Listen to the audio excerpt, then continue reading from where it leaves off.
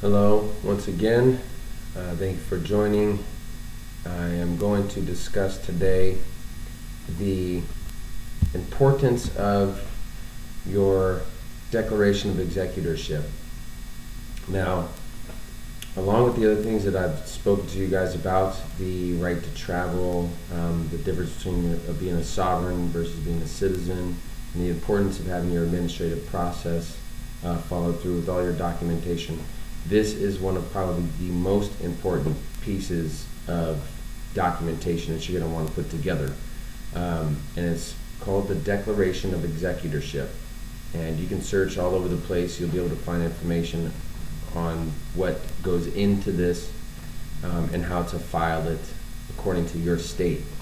But essentially, you're really going to be putting this on for public record, and you're going to be referencing your UCC 1, UCC 103, UCC 308. You're going to be referencing them in this Declaration of Executorship.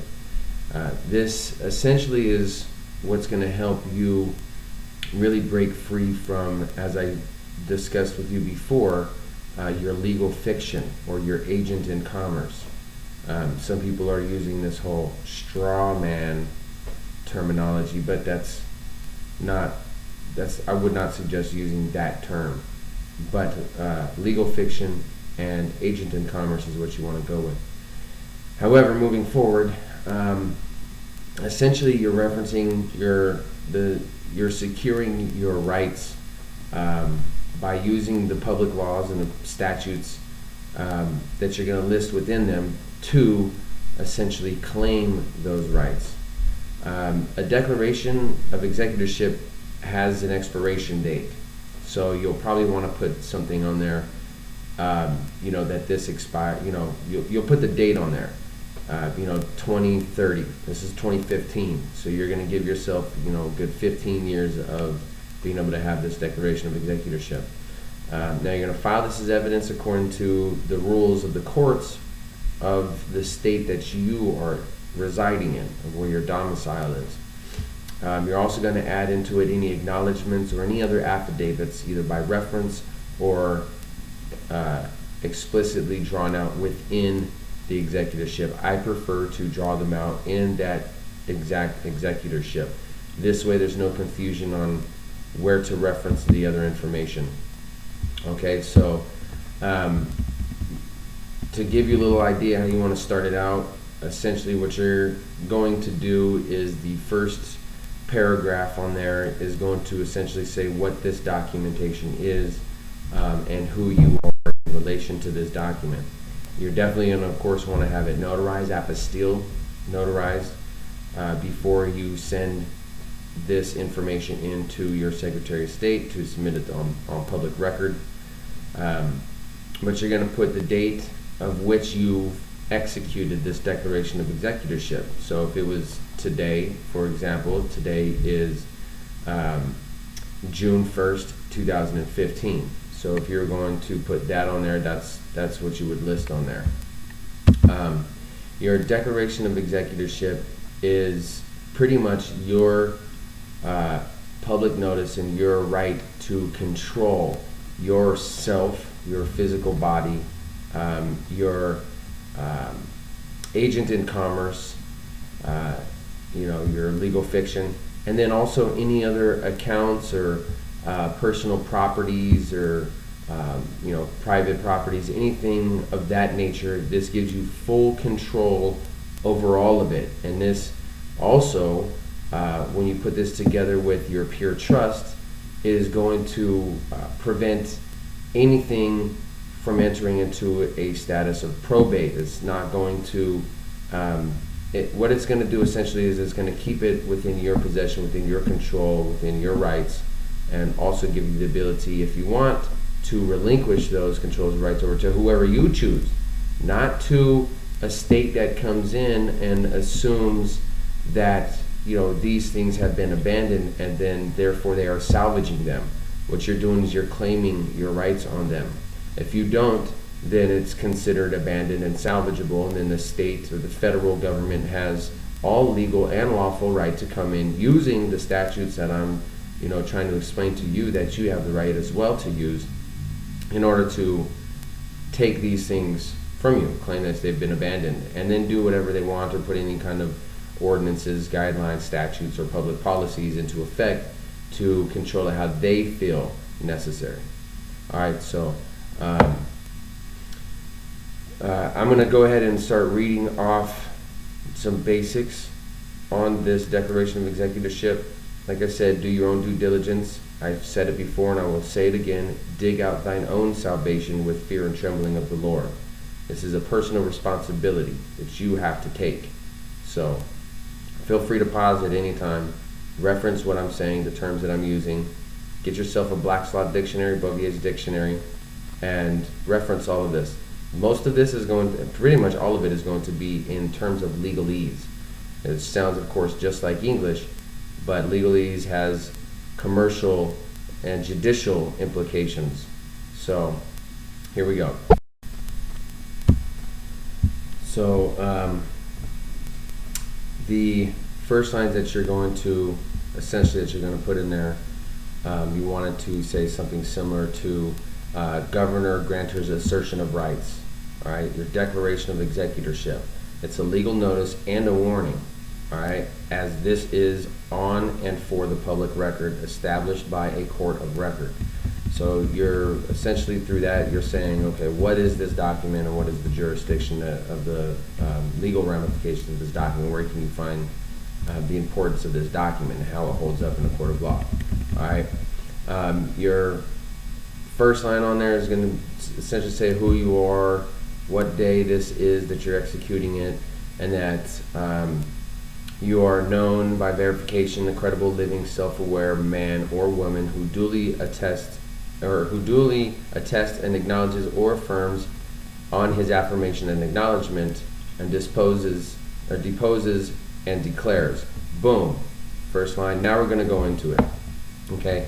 So the governor grantor, and I'm just going to use John Doe, a living, breathing, self-aware man, not deceased, not lost at sea, am the governor, grantor, executor, director, sole beneficiary, sole shareholder, chief executive officer of any trust, estate associated with the legal name, state, foreign or otherwise, and or corporation hereafter referred to as grantor. All right, the grantor is your social security number, your birth certificate. That is the grantor, because those are cesticade trusts that were established for you before you were actually of legal age and acknowledgement, before you were a full person to be able to enter into these contracts. But that is the grantor.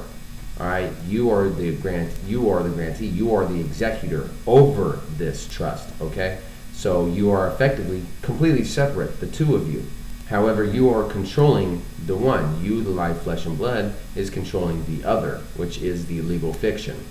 The legal fiction is giving the right to the live flesh and blood to control all of its affairs.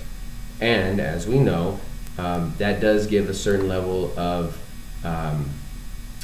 separation of you for commercial, legal ramifications of whatever goes on with the cesticade trust. Okay, so if the cesticade trust, let's say, applies for a loan, starts a business, the business fails. This happens all the time. Business fails.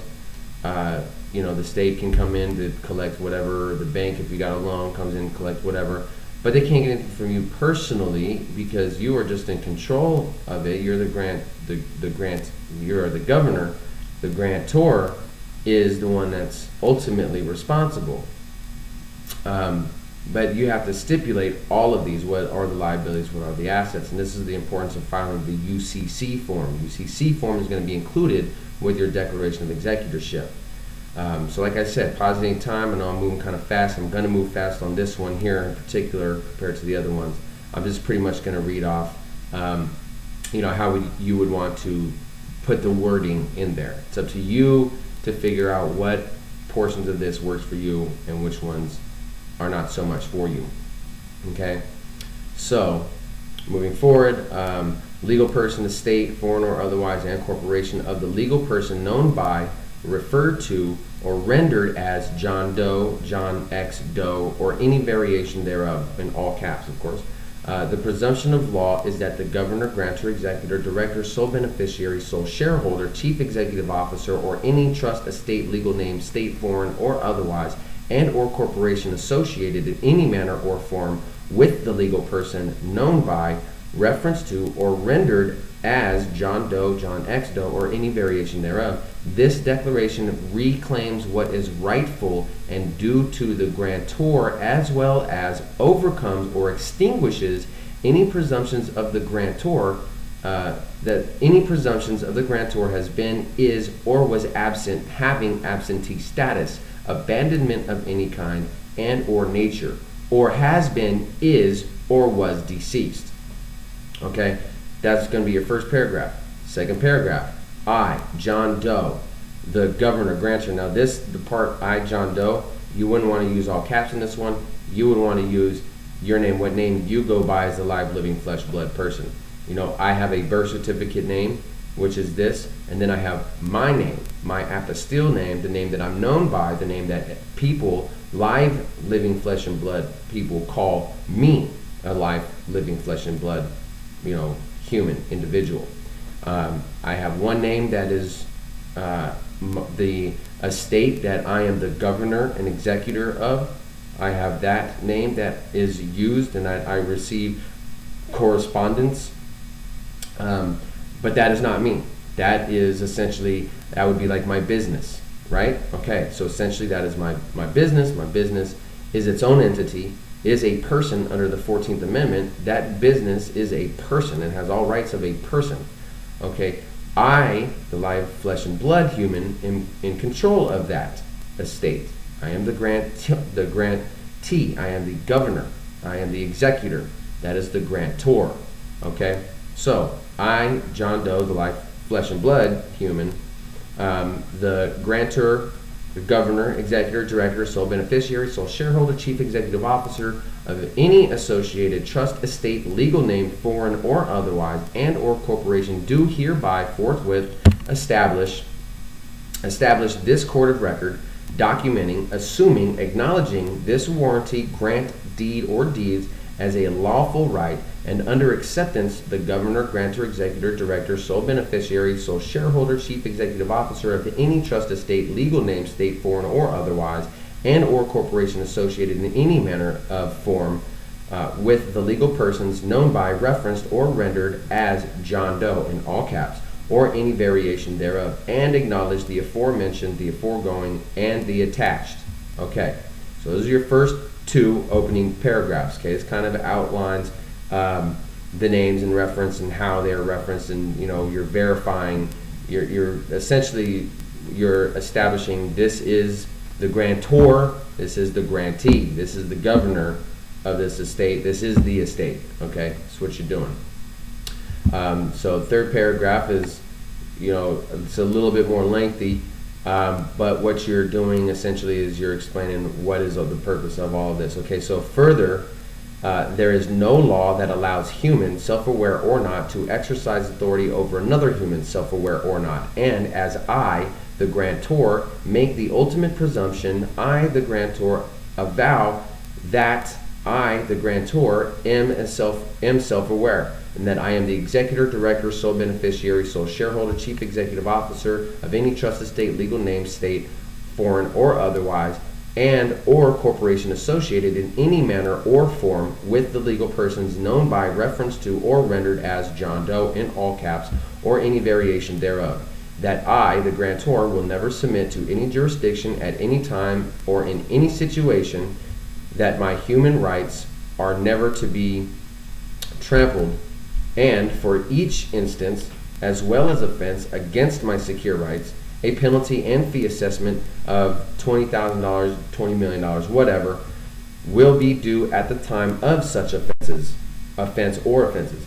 Because I, the grantor, governor, executor, director, sole beneficiary, sole shareholder, chief executive officer of any trust, estate, legal name, state, foreign or otherwise, and or corporation associated in any manner or form with the legal persons known by, reference to, or rendered as John Doe, in all caps, or any variation thereof. I, the grantor, also declare and affirm total acceptance of the secured United States constitutional rights of the legal persons and all protections associated with such rights, and assesses the same penalty and fee of $20,000, $20 million, whatever, for the violation of such rights for each instance or incident. Okay, so you're essentially claiming the 14th Amendment, right? And you're allowing the 14th Amendment to cover this estate, this FSDK trust, this birth certificate and social security number, this John Doe in all caps letters. You are asserting the 14th Amendment on that particular portion of the document, all right, to give it legal ability to move, to be able to grant to you, a live flesh and blood human being person, the right to be the executor of this estate, this trust. Okay, so I, the grantor, further avow as well as affirm that all public servants are just that, public servants and trustees. The grantor maintains hereto, herefore, henceforth, hereafter, and forever, that the governor, grantor, executor, director, sole beneficiary, sole shareholder, chief executive officer of any trust, estate, legal name, state, foreign, or otherwise, and or corporation associated in any manner or form with the legal persons known by reference to or rendered as John Doe, all caps, or any variation thereof, welcomes any claims to the contrary, and any unsubstantiated claim or claims will be assessed a $1 million fee for each and every instance or occurrence. Now, in reference to a video I've done before, we understand that an unrefuted affidavit becomes truth in commerce. It's the truth on record, it's the truth in law. If you make an affidavit, a public statement, and nobody refutes it or says otherwise, and it has to have the proof of this claim, then that is now considered truth in commerce, truth in law, truth in the court, truth on the record, and that can give way to jurisdiction, either good or bad for you. That's why it's important. And you have to understand the legal ramifications and the implications of the wordage that you use in all of your documents, because anything can be twisted and turned around if you do not explicitly lay everything out. And this is why I use every possible terminology or legal reference that I can to identifying who is who and what their role is. Okay, so moving forward, I'm going to try to make this a little quicker in the other videos, make it kind of simple. I'm just going to read off pretty much what I've written for mine, almost word for word. Okay, so the grantor presumes that the corporations and courts operate under presumption of law. The grantor presumes the statutory law and or its authorities do not apply to the grantor. The grantor presumes that the rules of any non-common law tribunal do not apply to the grantor. The grantor presumes that the grantor is not bound by any so-called order of any non-common law tribunal. The grantor is not a public servant, and any claim to the contrary must be proven by payroll records to include the grantor's alleged public servant title and sworn under the penalty of perjury and under all full commercial liability. The grantor claims common law jurisdiction at every moment and at all times. The grantor waives all compelled benefits of every type and kind. The grantor does not waive any rights of the legal persons or legal names and or of John Doe, all caps letter, or any variation thereof, or of the grantor. The grantor does not surrender any common or human rights in any proceeding or in any manner or time. The grantor does not nor will ever waive time. The grantor does not and nor will ever plead to courts of contracts. Now I'm going to pause right here because this is kind of a big one, and maybe I'll have to do a video on this, but the importance of not waiving your time. Let's say somebody has driving without a license, okay?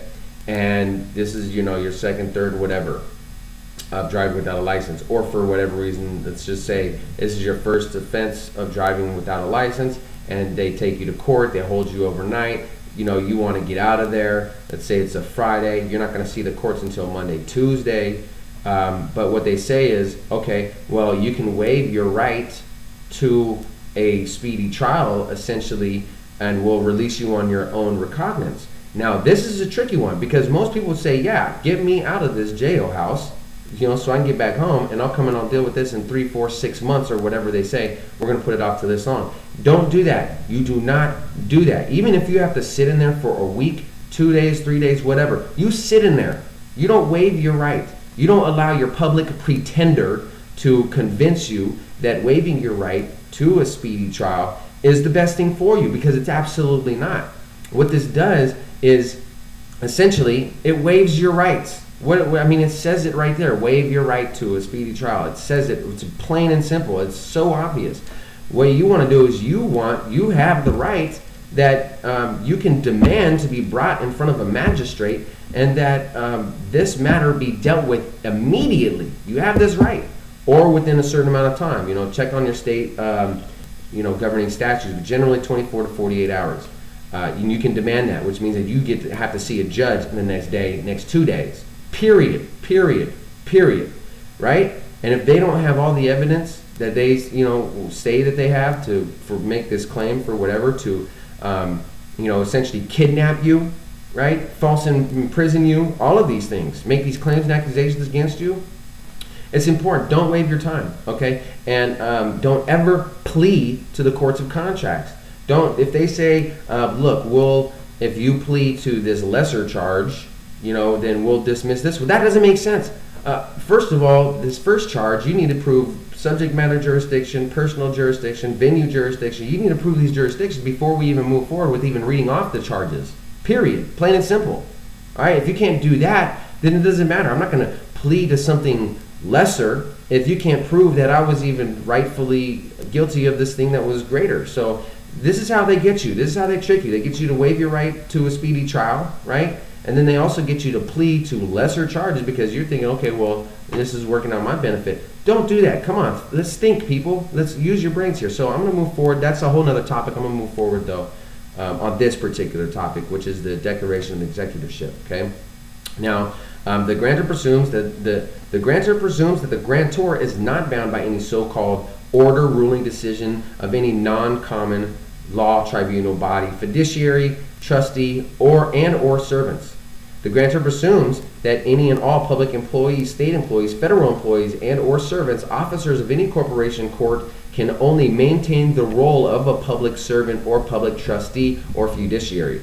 Okay, this is very important because the judges want to act outside, the bailiffs want to act outside of that, sheriffs want to act outside of these, and they're not supposed to, but you have to hold them liable to them, commercially, if anything else. Now, the grantor presumes that the ministerial clerks, servants, being public trustees, fiduciaries, have no authority over the grantor or any other self-aware human being. They can't make things for you. They can't make statements for you. They can't, first of all, a public servant can't be a witness against you. It's got to be a non-public servant, somebody who has not taken this oath of office and doesn't get paid by the state or the federal government. They cannot be witnesses against you unless they saw you commit a crime. And if they do want to make a claim against you, they have to act outside of their color of law, away from their badge, which now they're commercially liable. And if they do it under the color of law, and they go to witness against you, which happens all the time, thousands and thousands of times a day, in thousands and thousands of courtrooms, this happens constantly, but nobody says otherwise. Nobody brings this point up. They're not aware of it. That this is how it's supposed to be. You're the public servant. I am the beneficiary. You are the trustee. But they reverse the roles and they make you the trustee and therefore responsible and liable. And they're the beneficiaries. Therefore, they can tell you whatever to do.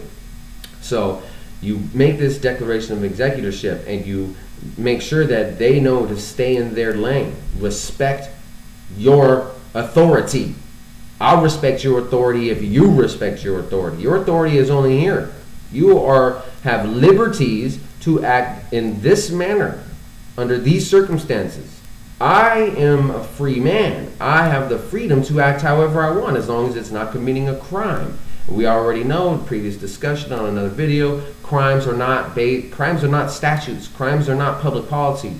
Those are not crimes. A law, breaking a law, that is a crime. But what is truly the law? The law is based upon these principles of not injuring another human being, not depriving them of their locomotion or the right to travel, and not depriving them of their personal private property. You're not destroying it. Those would be really the only 3 laws and crimes that exist based upon the fundamental rights of what this nation was built upon back in 1776. But unfortunately, that was based upon really contracts. We didn't actually win a war. We just made an agreement that we would get the land and the freedom to be of our own people, but everything through commerce would still be governed by this corporation of the United States government established over in London, England.